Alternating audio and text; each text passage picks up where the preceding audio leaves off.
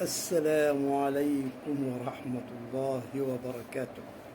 أعزائي أحبابي أصدقائي كل جماهير النادي الأهلي، نبدأ فيديو النهاردة بعد غياب طويل، طالبا منكم قبل كل شيء الصلاة على رسول الله صلى الله عليه وسلم.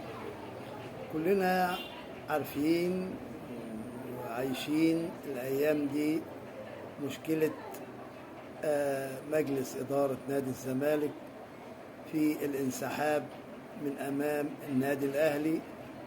والله يعني بحس إن في رجالة بدأت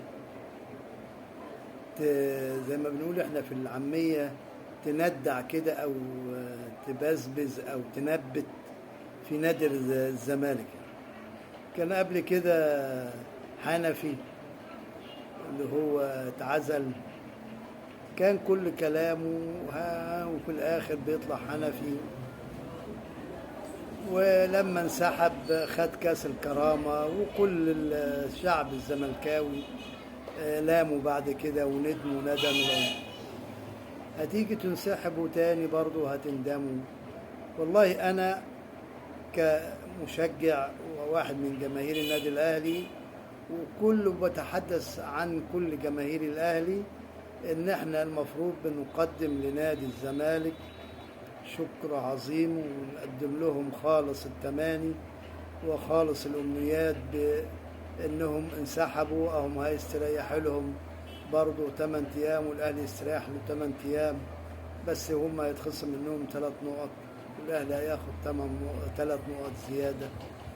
ده فضل ونعمة من ربنا.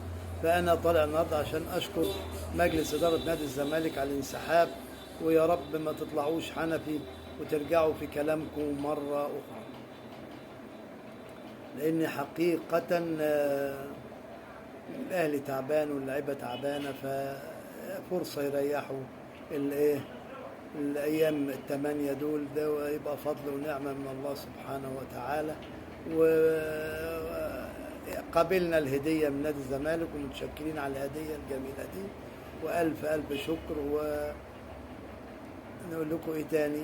يا رب يا رب تتم على خير وما ترجعوش في كلامكم. والسلام عليكم ورحمة الله وبركاته.